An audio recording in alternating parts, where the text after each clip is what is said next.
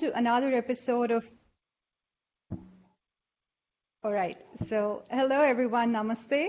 And welcome to another episode of GrowthFit interview series brought to you by CustomFit.ai.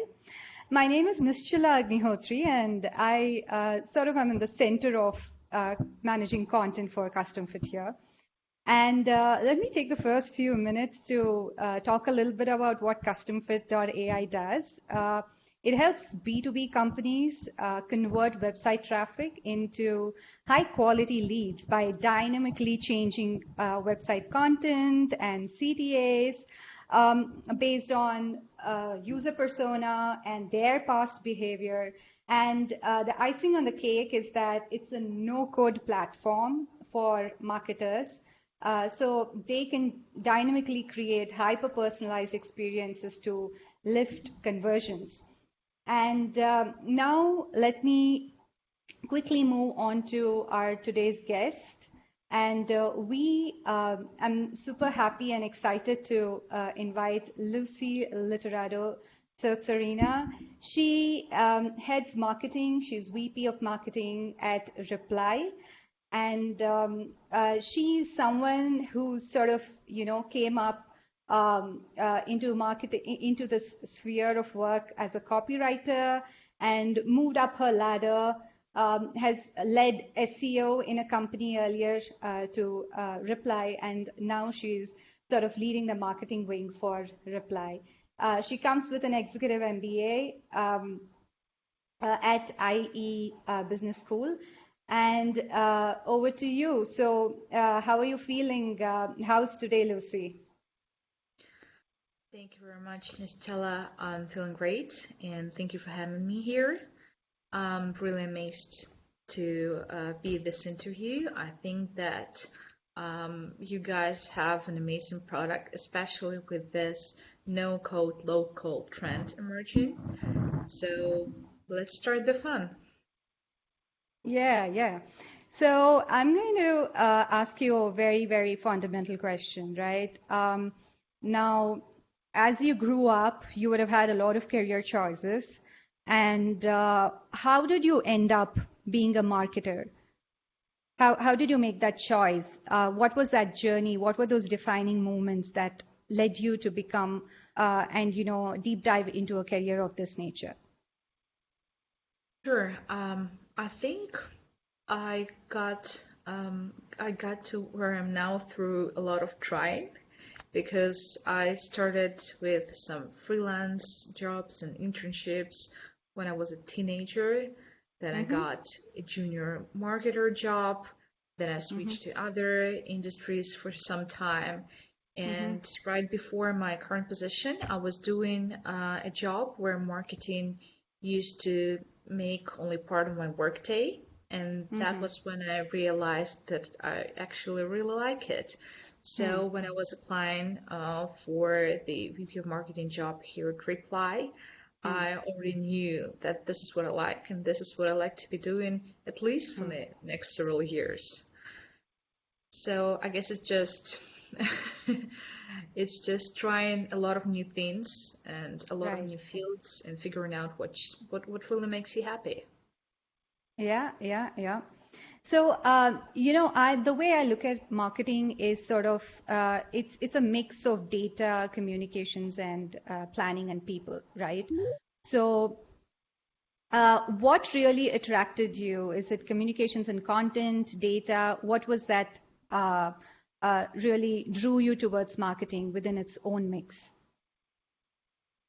I think I was really amazed as for how marketing turned out from being more what we call an art, just write a good slogan and you'll get the customers, to something much more complicated and much more predictable, to the marketing science. And I'm still amazed at how infinite marketing is. It has so many elements, and all of them form a whole holistic system, and it's endless. I've been in the field for more than 10 years now, and I'm still learning something new almost every week. This Yeah. is fascinating. And it's also fascinating how it can be um, helping the customers to find what they really need. I know Mm, that there's a lot of misconception about what marketing is for, mm, as well as with the sales field. People sometimes think that we're the bad guys trying to lure you into buying something, mm, but I'm really happy to see that for the next, like for the last several years, marketing mm. has been moving towards more honest and transparent field where you actually are interested in being honest with the customer. So I'm really excited about the whole field. That's awesome because this is in such perfect continuum with what I had in mind for you as my next question. Because you're saying you're really attracted to the fact that as a marketer, one needs to look forward to what actually the customer needs, and it's actually the art of creating an experience for them and putting it across as to what they want to see, right? So my next question is sort of tied to this statement as how do you work towards creating a great experience, and what are those mechanisms or tools that you use to get a general sense of your customer sentiments? What is that deep dive do you do? What data points do you depend on, right? Where do you fetch your trends around about market? So how do you know more about your customer sentiments, and how do you use it for better marketing? Sure, that's a great question. I think there are a lot of ways now to learn more about your customers and what they really want, but I think that apart from all the analytics from, like the old usual Google Analytics tools to some sophisticated platforms, apart from things like Hotjar, when you can Mm, actually see what your lead or website visitor is doing on the page. mm, I think that the best way is still actually talking to a customer. oh, We've okay. recently had a series of customer development calls because we wanted to update our positioning, our messaging, Mm, we want to update our buyer persona, and nothing was as insightful as mm. just a human to human talk. So I would say it's still number one source of information for me because Mm, no tool, at least for now, mm, can tell you what the person really thinks. And no, like almost no tool cannot tell you why they don't buy. mm. Yeah, yeah, that's true. So even with all the new age tools, you're saying old school still fits the bill better, right? True. Excuse me. Yeah. So in terms of, it's such serendipity that we are able to take through your responses to my sequence of questions, because my next question is about how do you work towards building a community? And I guess you've partly answered the question by saying human connection. But what are the other levers that you sort of pull together, right? How do you place it within your own marketing mix, the larger strategy? And how do you design this whole scheme of things to build that community and ensure, or rather, what are your data points where you validate and say, here are the three things that I should do to ensure that my customer stays with me, and this is how I should be designing my loyalty program. So how do you go about weaving that landscape and building your community around the brand? Sure. So we've been building a sort of community with our educational content Hmm, that was supposed to teach our audience how to interact better with their target audience. hmm, hmm, Since we're a sales engagement platform, It was kind of a customer success turned to content approach. Plus, a colleague of mine, Olivia, she is in charge with community building on LinkedIn. This is something that was started quite recently, but it's also closely tied to customer education and to the personal touch, because all of our SDRs are communicating with their audiences there. However, I should say that even though we did have like a lot of things in mind on how to educate our customers, what they need, and so on and so forth, the same customer development calls that we had actually made us realize that it's not enough. And one of the biggest revelations for me was to know that our customers are actually want more sales coaching from us, more sales training. Even though we're not a training facility, we don't do courses or things like this, they really needed it. It was not coming just from, like one or two customers. So since we're still not a training facility and we're not equipped with, like that kind of professionals, we decided to establish a series of events where we actually collaborate with the real sales coaches and sales trainers and SDR thought leaders that would, at the same time, it would first provide this, like top-notch content for our audience. And we're being genuine, we're being honest with them, because since we're not trainers, we're just going to find somebody who is capable of doing that good.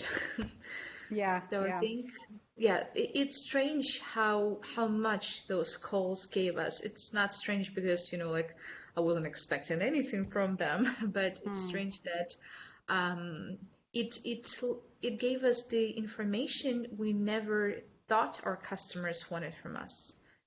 It was amazing. Yeah, and I guess putting this on a treadmill, the whole community engagement piece, I think it's sort of going to eventually position Reply as a sales coach, right? Because you are stepping into their shoes, stepping up for them, and literally sort of aligning with their professional lives, right? And I also saw how deeply you guys are involved. When I was going through Reply's website, I saw the way the pricing page was sort of bang on, right? You were asking them to complete their sales quota. And I think that requires a lot of customer research. What are they looking for? They just have to be done with their sales quota, achieve it, and your Reply is making a promise to make that happen for them. So I see that your team has gone 2 steps ahead of trying to talk to their minds rather than just making them feel good. So my next question is, how far do you go to reach or personalize an experience? Because I also saw that Reply beautifully has spread out already different personas and the partners who would possibly engage with different sales personas, right? So to what extent do you step in with personalization, and how far do you take it as a strategy within your marketing mix? Yeah, that's a great question, and it's a tough one as well, because on one hand, it's all about personalization now. Even if, I don't know, even if for some reason you think it's a bad strategy, you still do it because all of your competitors do it. I don't think it's a bad strategy. I think it's a good one, but I also think that personalization should take place when it's appropriate.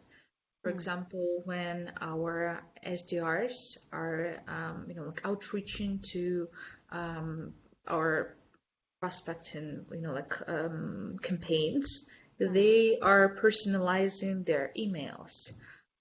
They're using not only like the first name thing, but Yeah. also they make a research on a prospective customer. They do their homework. It's just showing that you made an effort before trying to just sell something. But on the marketing side, I think there's quite a thin line between being personalized and being creepy. Yeah. If you're, if you're going to the website and you see a pop-up that says, "Hey, nice to see you guys from Reply. Yo, how are you doing?" It's okay because they definitely have some, like lead scoring tool or lead nurturing tool like Clearbit, and they figure out that your IP address is tied with the company. But if they're, like, yeah, of course it's an exaggeration, but if you're seeing something like, hey, Lucy Literado from Ukraine, living in that city, in that Yeah. street, and wearing this clothes right now, Yeah. glad to see you here. Yeah. That's an overkill. You should be very careful. So that's the tricky part. Yeah, so I see this coming really often and from marketers that personalization itself has a spectrum to it, right?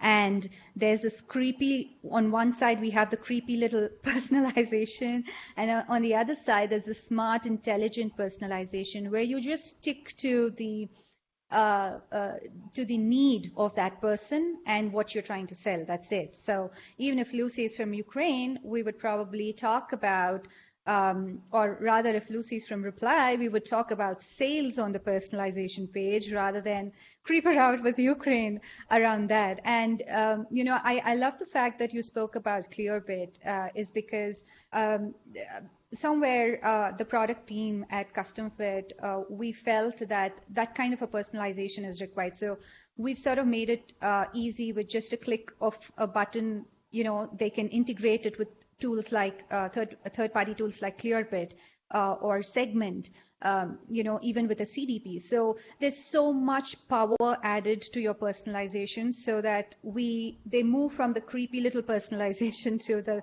smart personalization. That's really awesome to hear. All right, so let me just move on to my next question.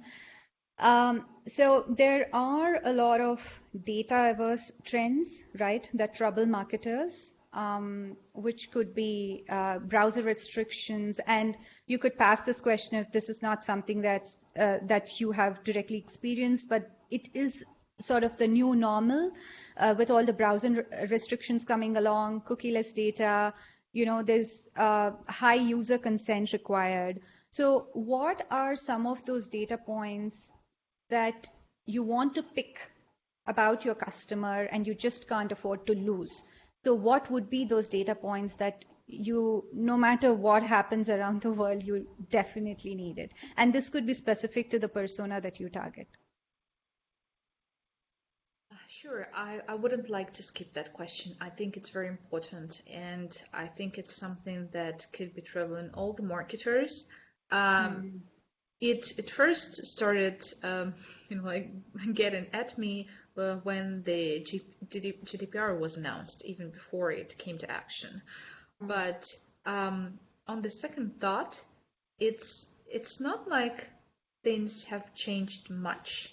They change for better as for, like being able to see which data the company stores exactly about you, which is a good thing because I don't think that companies should hide it.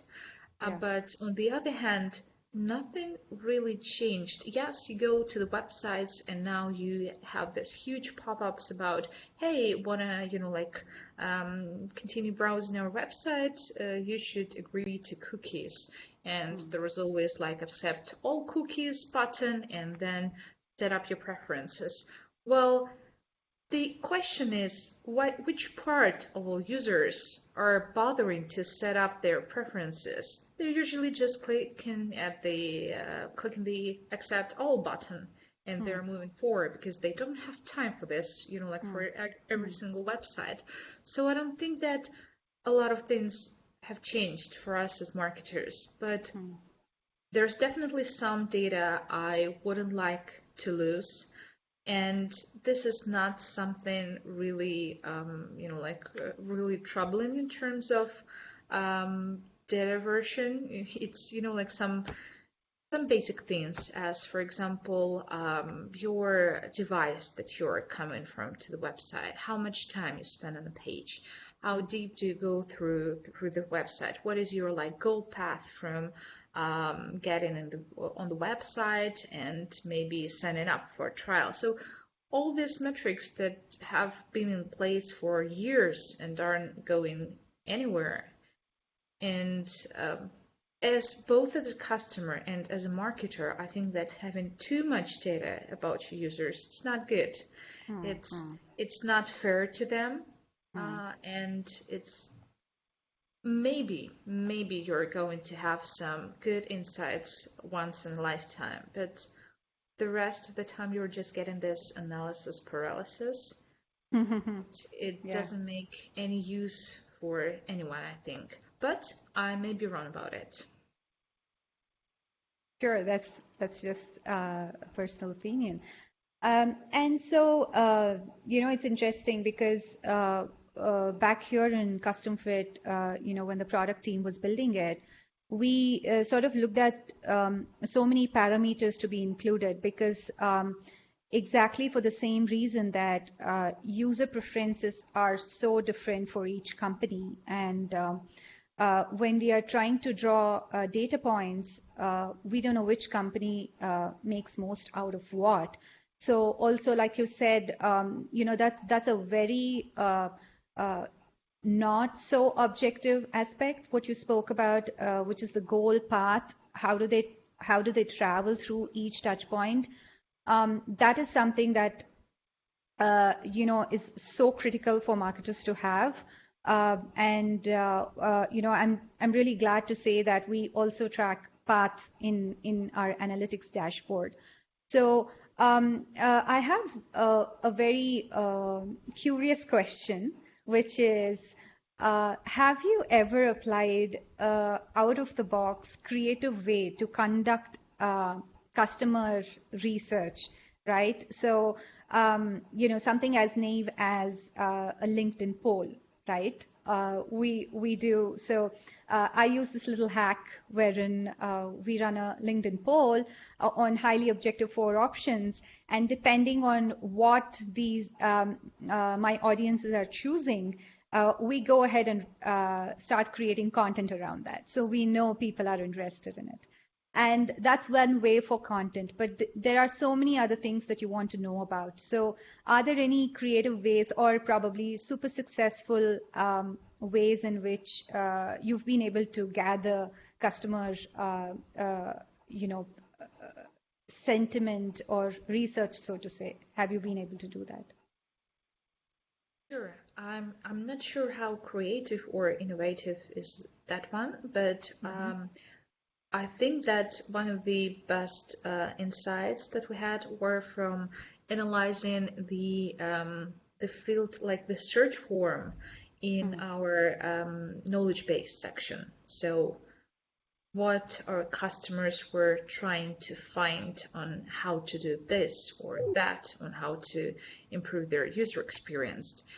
And I would still say that most of the, the most useful insights are coming again from human touch, from our support team, from our sales team, from our SDR team, from our customer success team, even from our founder. He sometimes just go and says, hey, we're getting this requested for this content to be covered or this topic. And we're following that most of the time. Interesting. So is there a tool that you use to sort of journal all these thoughts? Because these are all sort of in thin air, right? Yeah, I guess we used it some time ago, and it was just some regular form analytics plugin for WordPress, which is the website CMS. But I can definitely look it up for you after the interview, just for the record. Awesome. That's great. And so now it's on to you, your journey as a marketer. So could you tell us something, one campaign that has been super successful, and also one campaign that you're really disappointed about, because there's always room for learning, right? So what has been that super successful campaign, and why was it so successful? And what was the disappointing campaign, and what were the learnings that you can share with us? You know, I'm happy to say that there were much more successful campaigns than the unsuccessful ones. Hmm. Maybe it was for the last couple of years because the more experience you get, then the better choices you make. But I think that talking about your failures is a great practice both for business and for mental health, actually, because I don't like this, like image of a cool, savvy marketer that never does mistakes. And even if it does make, even if they do make mistakes, it's something, like good mistakes. I think we've had a number of very successful content campaigns over the last year. Just to show one of the examples, that would be our cold email subject line generator. We gathered our efforts of our marketing team and our content writers, and we've come up with a generator that actually was before the GTP3 launch. The algorithm, like that does the content writing for you with your hint. But we did it manually, and we had a lot of success with that page. We had a lot of success with organic traffic for it, with the keywords ranking. Basically, you could just go to the page. You could, for example, choose the keyword that let's say it would be cold sales. And then you could also choose the type of subject line that you're looking for. For example, it could be talking about the benefits or the pain points or the connection between your company and your prospect's company. And then you would just get this list of freshly generated subject lines that you could use. Plus, we made it we have a wonderful designer and developer, and they made it super easy to, just copy to a clipboard or even to export the whole list of the subject lines if you're willing to experiment with them. And this is still one of our most successful landing pages. And as for the failures, I guess it was, so this email subject line generator is actually my colleague's idea. But the failure campaign, it was my idea. I've come up with an idea to do a contest among our customers and non-customers, just to make a contest in a social network. And we've had this Valentine's Day articles about the dating rules that could be applied to cold sales. And though the article was okay, the contest was a disaster just because we didn't have enough participants. We asked our audience to tell us which dating rules they applied to their working life, and it was mostly directed to sales professionals or sales development representatives. But we had, 3 different prizes for 3 places. And we ended up having only 2 people participating, even though we had some, partnership promo and paid promos and so forth. We still don't know exactly, was it because the contest thing doesn't work for B2B, or because the idea was bad, or the combination of both, which I'm having my bet on. But this actually was still a very useful experience because we knew that maybe we could iterate on this, like a couple of years later and change something and try again. But we would definitely not waste our time and resources and investments, marketing investments, into doing the same thing over and over again since it doesn't work. Yeah, so it just helped you know what to trash and what to keep. Yeah, that's true. So I really try to embrace this positive attitude that every result, like every outcome, is a good Mm. result because either you find the right way or you find the wrong way and you can exclude it from your future efforts. But sometimes it's still hard. I was genuinely upset about that campaign, to be honest. Yeah, so I actually wanted to just say wow when you were talking about your successful campaign, but I held back my impulses. But I'm a little curious to know more about that because I am sure there would have been so many permutations and combinations. And you built this algorithm. Is this publicly available for us to use, Oh or yeah, is yeah. this just an It's internal tool? no, it's a public landing page that we have. Actually, and I'm proud of that, you could just go and Google cold email subject lines generator, and we Hmm, would come up among like top three maybe hmm, search hmm, results. hmm, And I know that it's quite customized. It doesn't give you, like a dozen of options, but it does hmm, give you several ones to choose from, and all of hmm, them are it's like the top human touch that we have. It were written by the actual people, not just generated like with some algorithm. But we added some smart automation to it so we could scale hmm, it. And I can tell that we've had a number of very successful, like campaigns like that. hmm, A, hmm, we've made a commission calculator, like for sales commission calculator, hmm, and hmm, hmm, even though there are several ones available, just like ours, we hmm. were the first to make the SaaS sales commission calculator because software as a service businesses are a bit different and can be Yeah. tricky. And there were a lot of really nice campaigns like this. So I think that I'm just very lucky to have my team in place with those beautiful ideas that they implement.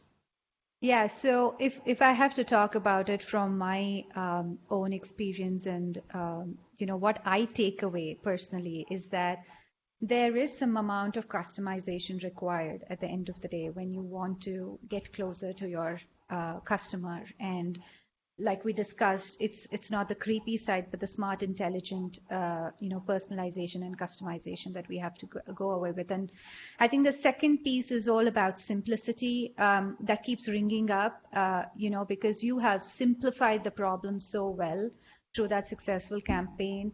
And I guess why that resonates so well with me is because even at CustomFit, the whole UI is even better than drag and drop, I would say, and that's because you could just make your personalized changes to copy, to images, to probably case studies, white papers, right on the fly, right? So you don't have to like depend on another developer, or you don't have to wait for it to load.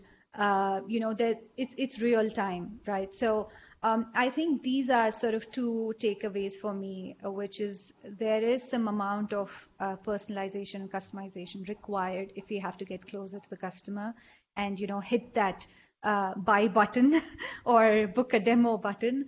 And the second piece is about how simple can we make the interface for customers to interact with our tool. Yeah, that makes sense. And to be honest, while we were speaking, I was having another thought about this, like um, how and when the customization stops being useful and starts being creepy. And I Hmm, guess it's about the correlation with the between the personal data and the work data. hmm, So I guess if it's like 10% to 90%, it's totally okay. If I hmm, get an email telling, like, hi, Lucy, glad to see you working with the reply for 6 years, blah, blah, blah, blah, blah. And hmm, then they go like, congrats on, I don't know, getting to the business school. that would be totally okay for me because it's a publicly available information. It's something that I'm proud of and something that I, the moment I got accepted, I went ahead and added in my LinkedIn profile because I was so glad. But Yeah. if it was something deeper than that, then I would be totally, I would feel really violated in terms of privacy. Yeah. So I think that it's so good that the personalization tools and platforms that we have there tended to move towards smart, personalization and not just any kind of the customization just to, just to gather the information and make it work. That would be really creepy. Yeah. So I think you sort of answered it. Personalization that doesn't threaten privacy is always good. Yeah, yeah, I'm So, totally okay with someone using my work-related, publicly available data and publicly available, I mean, on the surface, not to dig deeper. But yeah. something else would be would be troubling. Yeah, I totally agree. And so I'm coming on to, so this is sort of a content strategist to content strategist talk. And I would love to know, and if that story is going to go along, I'll be happy and patient to sit back and listen to it, is what, how did you go about running your content strategy for Reply? Because I see a lot of things working around there on the website, and I'm sure off page also you would have included certain media or certain partnerships to actually make Reply work, right? So have the net as large as possible. So I would love to hear more about your content strategy for Reply. And I'm glad to talk about it because it's one of the most favorite parts of my job, actually. Yeah. Um, I think that the thing that I value most about our content strategy is the thing that I value most from marketing strategy as a whole, as it being very holistic, including all the elements. They're like we used to have this, just simple Google spreadsheets to keep track of our content efforts, both internal one and external one. But this quarter we realized we cannot do this anymore because it doesn't satisfy our needs as to seeing the big picture, not just for the person doing the content strategy, but for the rest of the team. And we decided to move to a tool that's called Curate. It's quite new, and it helps us incorporate the strategy in one place. And this is something I've been looking for, not just in a tool, but in terms of approach. So we have, for example, we have updated our buyer personas and we're mapping some topics that those buyer personas are interested about, not just having their profiles, but and their pain points and their location, industry, company size, whatever.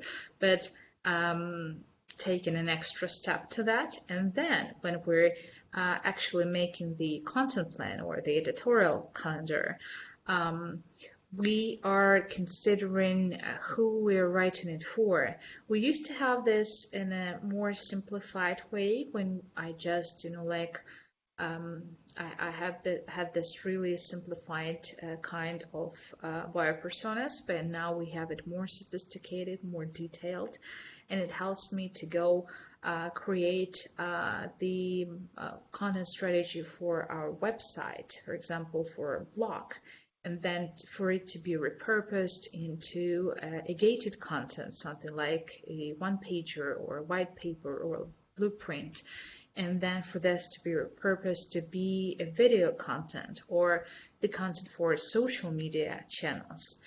And then for it to be also reflected when we're writing guest posts for our, partners or just relevant niche resources.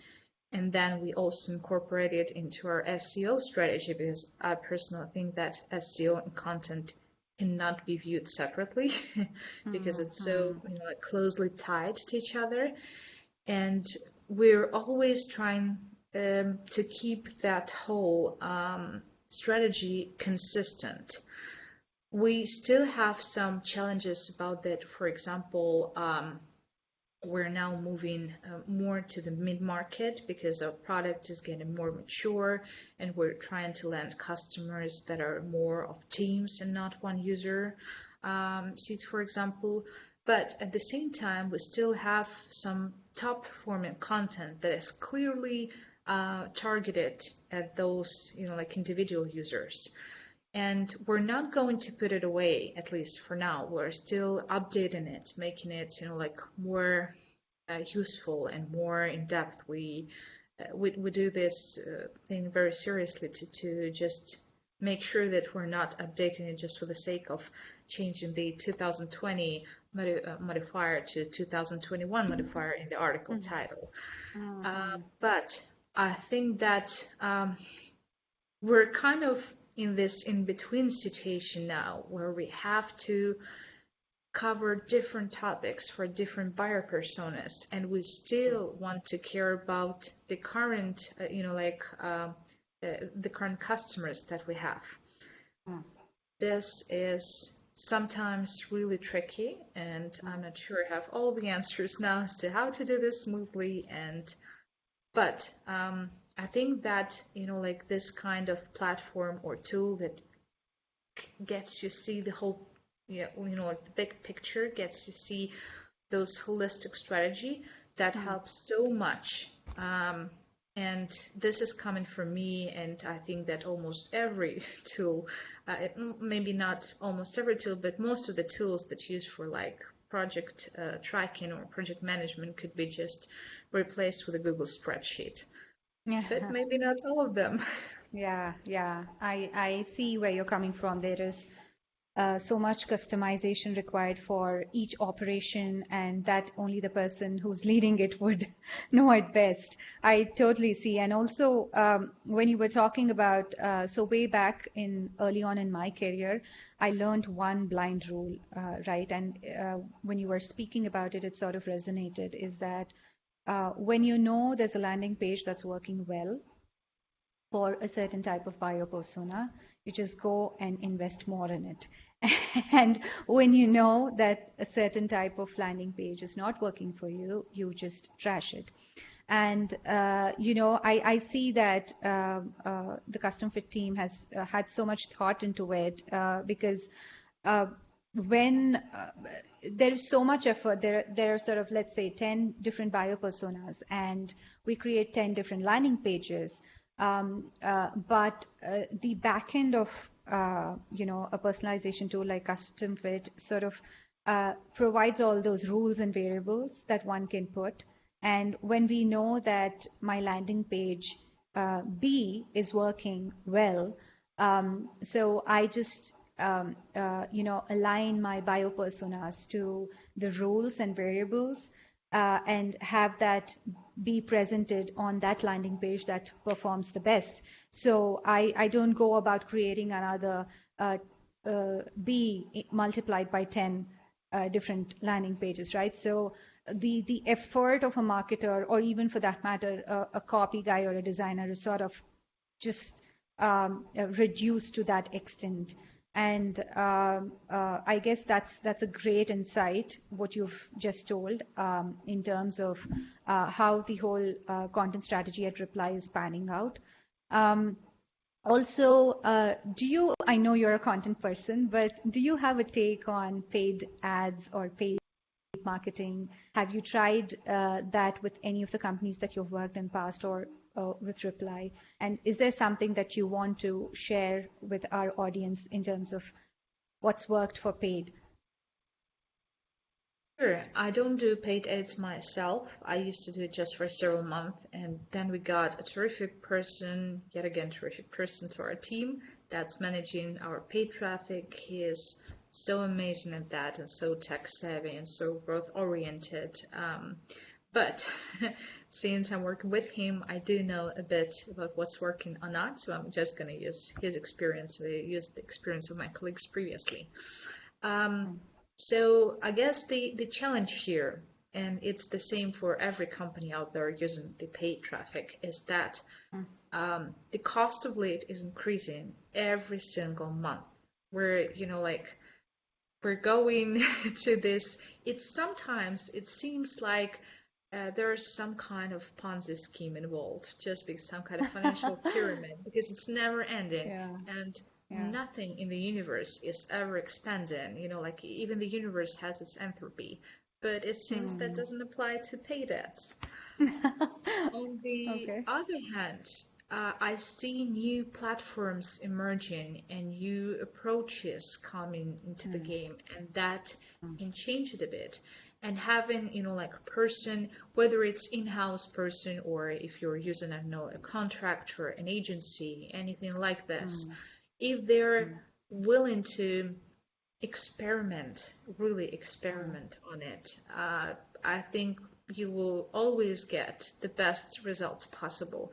We were very lucky to have this, like growth oriented people in several of our teams that were leading this effort. And as for what's working better or worse, I think it's tied to the industry, it's tied to the sub-industry, it's tied to the company type. But for us, for example, we see that Google ads are working great. But for example, Facebook ads are just not our thing. Maybe because we're a B2B software, and I've heard this a lot from B2B companies that Facebook is also not their thing either. But I've also heard different experiences for, like non-conventional paid traffic sources, like, for example, campaigns on Capterra and G2. Well, I guess it's conventional now, but it used to be unconventional.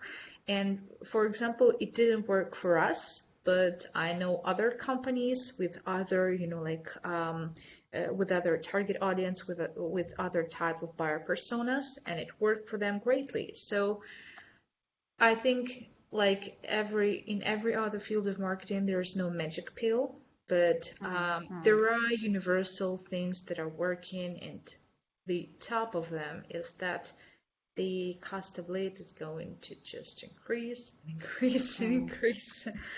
I hope Yeah. that there is some, like turning point in the end.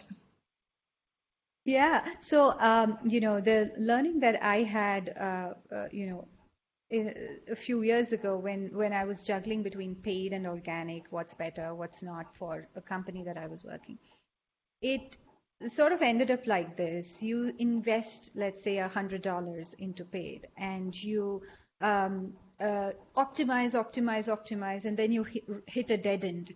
And at that dead end, for $100 you're going to get Y amount of leads, and that's it, right? But on the contrary, when you do organic, you spend $100. There's sort of an incremental result over time, because there are more people searching for it, more people engaging with it. There's more weight, mass added to that. Versus if you're getting Y with $100 in paid, you spend 200, you get 2Y. So the equation there is sort of sorted once you have reached a certain point of optimization, versus that's not the case with organic. So I guess and also it's not that one works over the other, but I guess paid is a short-term game over organic being the long-term, marathon, right? So sprint versus marathon kind of a thing. You're completely right. I feel so much the same about it, because sometimes I consult early stage startups, and they're always going, like with the same question. Which channel should I invest in? And of course, it's always about the mix of them, Yeah, because yeah. why use one if you can use several of them and get more leads and more return and more and so forth. But I always say that if you're new, you should definitely invest in SEO. You should definitely invest in content, in your organic traffic. It's your like your inbound is definitely something that you're gonna get great return on. But you don't have to do this You don't have to invest extensively in it, and you don't have to do this right away. Just the organic efforts are taking several months to actually pay off. Yes, they're Yeah. more long term, but if you're looking, and this is most what most early stage startups are looking for, they're looking for some quick returns just to get their business going, get some cash flow. And this is why I always recommend the paid traffic, because it's giving you results. It's the same with, like inbound marketing and outbound marketing or sales. If we're going to get results as soon as possible, go to the outbound, invest in it now, get some cash, get some idea validation, get some first customers, and then gradually start growing your inbound.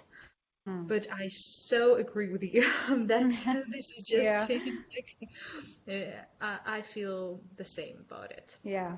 Yeah, in fact, that's one of the reasons because personalization is so much in alignment with my personal values. Personalization as a hack, right, or as a marketing tactic, is because we don't think so much about optimizing organic as much as we think about optimizing paid.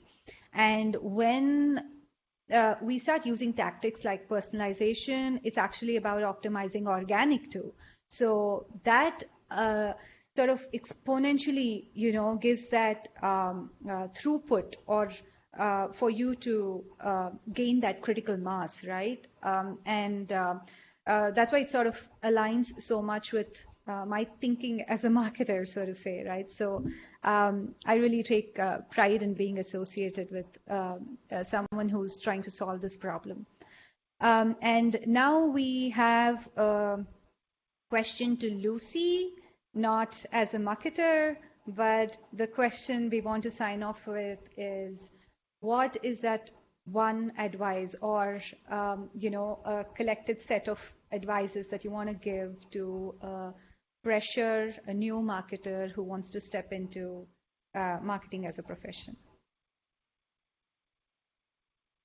Oh, I always feel so, like so scared when I have to choose just one. Yeah, which is why I said you can bundle it up. Yeah. Yeah, but I would say that I know it may sound obvious for some of us, but maybe for those that are new in the profession, Mm. I would I would just advise them to accept the fact that they will never know enough even about their field of expertise, even if it's narrow. And it's so okay. It's totally normal. It's something that every one of us faces. If there are some gurus online and offline telling you that they have, like they know it all, they figure it out, just don't trust them. They're talking they're talking BS. They're not being honest with you. If like once you're learning, if you're learning, that means that you're doing it right. If you don't know something, you're doing it right. You're just being honest with you. And even if it's frustrating sometimes about all the things that you don't know, and being more than 10 years in a profession, there's so much I still don't know. I Mm. feel that, like just recognizing that, speaking about it in public, Mm. making it a public concern, already makes it so much easier for those of us who are struggling with this perfectionism and this unrealistically high expectations. I'm sure that those guys that are just starting, they're gonna do great, but no one knows everything, and it's true not only about marketers. Sure, sure. That's awesome to hear. So, if there are any signing of notes apart from this that you want to share with CustomFit and our audience, would love to hear. Yeah, I would just like to recommend to the audience to go to your website and explore your content, because as a content marketer, I really appreciate it when I was preparing for the interview and doing, like my little homework. I Yeah. think that your guys are so, I think we're so aligned in terms of what content marketing should be and why it exists, that I think um, you're like you're keeping it so actionable and straight to the point. This is what I really like. And I think that this personalization is something that we have not fully explored in Reply.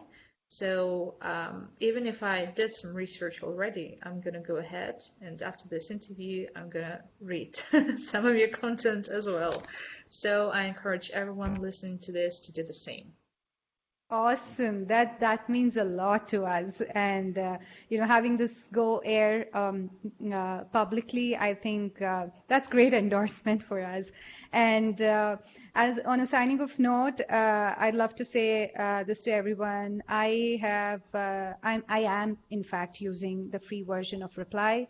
So for my own sales needs. So I guess it's super interesting because it can get creepy information for you, right? So even the free version allows you to sort of get to the email IDs of the people who really you want to get going with the first conversation, and that's something amazing. That's spot on in terms of adding value to sales teams. I think let it be a marketer or a salesperson, that's what is, I think, the vacuum that Reply is trying to fill, and it's amazing. Yeah. Thank you very much. I'll pass your words to all of our development team. They will be quite happy to hear it. Awesome. Thank you.